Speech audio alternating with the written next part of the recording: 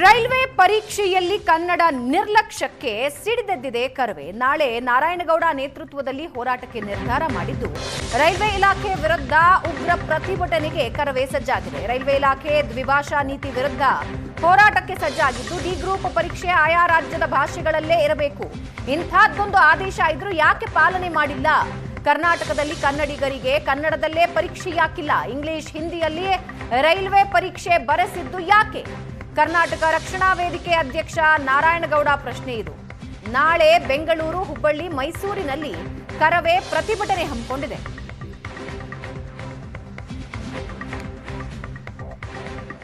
ತಮಿಳು, ಕರ್ನಾಟಕದಲ್ಲಿ ಕನ್ನಡ, ಆಂಧ್ರದಲ್ಲಿ ತೆಲುಗು, ಪಶ್ಚಿಮ ಬಂಗಾಳದಲ್ಲಿ ಬಂಗಾಳಿ, ಇದೇ ಭಾಷೆಗಳಲ್ಲೇ ಆ ರಾಜ್ಯ ಭಾಷೆಗಳಲ್ಲಿ ಡಿ ಗ್ರೂಪ್ ಪರೀಕ್ಷೆ ಆಗಬೇಕು ಅಂತ ಅವರೊಂದು ಆದೇಶವನ್ನು ಹೊರಡಿಸ್ತಾರೆ. ಆ ಆದೇಶ ಬಂದ ಮೇಲೆ ಕರ್ನಾಟಕದ 4701 ಉದ್ಯೋಗಕ್ಕೆ ಕನ್ನಡದಲ್ಲಿ ಡಿ ಗ್ರೂಪ್ ಪರೀಕ್ಷೆ ನಡೆಸಿದ್ದಕ್ಕೆ 3800 ಜನ ಕನ್ನಡಿಗರ ಆಯ್ಕೆ ಆಗ್ತಾರೆ. ಅದೊಂದು ದೊಡ್ಡ ದಾಖಲೆ. ಈಗಿರುವಾಗ ಮತ್ತೆ ಇವತ್ತಿನ ಸಂದರ್ಭಕ್ಕೆ ಕರ್ನಾಟಕದಲ್ಲಿರುವಂಥ ಡಿ ಗ್ರೂಪ್ ನೇಮಕಾತಿಯ ಸಂದರ್ಭದಲ್ಲಿ ಕರ್ನಾಟಕದ ರಾಜ್ಯದ ಹುಬ್ಬಳ್ಳಿ ಮತ್ತು ಮೈಸೂರಿನಲ್ಲಿ ಕನ್ನಡದಲ್ಲಿ ಪರೀಕ್ಷೆ ಬರೀಲಿಕ್ಕೆ ಅವಕಾಶ ಕೊಟ್ಟು ಅಲ್ಲಿ ತ್ರಿಭಾಷಾ ಸೂತ್ರವನ್ನು ಬಳಸಿ, ಬೆಂಗಳೂರಲ್ಲಿ ಮಾತ್ರ ದ್ವಿಭಾಷಾ ಸೂತ್ರ ಬಳಸೋದು ಬದಲಿಗೆ ತ್ರಿಭಾಷಾ ಸೂತ್ರವನ್ನು ಬಳಸೋದು ಬದಲಿಗೆ ದ್ವಿಭಾಷಾ ಸೂತ್ರ ಅನ್ನುವ ನೆಪದಲ್ಲಿ ಹಿಂದಿ ಮತ್ತು ಇಂಗ್ಲೀಷ್ನಲ್ಲಿ ರೈಲ್ವೆ ಪರೀಕ್ಷೆಯನ್ನು ಡಿ ಗ್ರೂಪ್ ಪರೀಕ್ಷೆಯನ್ನು ಮಾಡಲಿಕ್ಕೆ ಹೊರಟಂಥ ಕೇಂದ್ರ ಸರ್ಕಾರದ ಮೂಲ ಹುನ್ನಾರ ಏನು, ಉದ್ದೇಶ ಏನು ಅನ್ನೋದು ನಮಗೆಲ್ಲ ಚೆನ್ನಾಗಿ ಅರ್ಥ ಆಗಿದೆ.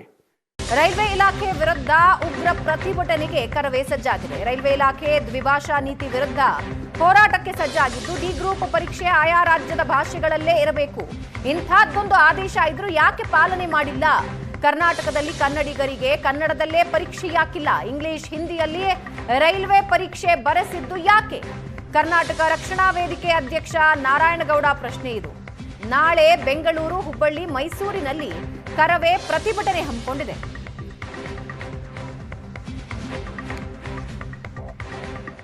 ತಮಿಳು, ಕರ್ನಾಟಕದಲ್ಲಿ ಕನ್ನಡ, ಆಂಧ್ರದಲ್ಲಿ ತೆಲುಗು, ಪಶ್ಚಿಮ ಬಂಗಾಳದಲ್ಲಿ ಬಂಗಾಳಿ, ಇದೇ ಭಾಷೆಗಳಲ್ಲೇ ಆ ರಾಜ್ಯ ಭಾಷೆಗಳಲ್ಲಿ ಡಿ ಗ್ರೂಪ್ ಪರೀಕ್ಷೆ ಆಗಬೇಕು ಅಂತ ಅವರೊಂದು ಆದೇಶವನ್ನು ಹೊರಡಿಸ್ತಾರೆ. ಆ ಆದೇಶ ಬಂದ ಮೇಲೆ ಕರ್ನಾಟಕದ 4701 ಉದ್ಯೋಗಕ್ಕೆ ಕನ್ನಡದಲ್ಲಿ ಡಿ ಗ್ರೂಪ್ ಪರೀಕ್ಷೆ ನಡೆಸಿದ್ದಕ್ಕೆ 3800 ಜನ ಕನ್ನಡಿಗರ ಆಯ್ಕೆ ಆಗ್ತಾರೆ. ಅದೊಂದು ದೊಡ್ಡ ದಾಖಲೆ.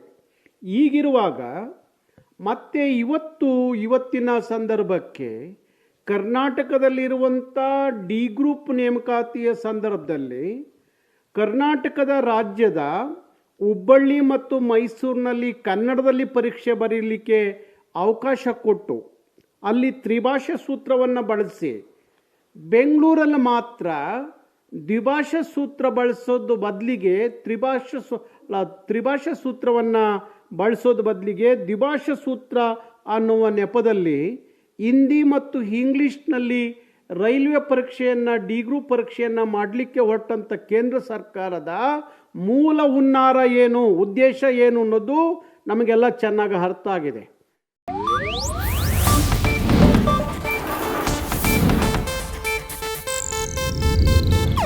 ಇದು ಏಷ್ಯಾನೆಟ್ ನ್ಯೂಸ್ ನೆಟ್ವರ್ಕ್ ಪ್ರಸ್ತುತಿ.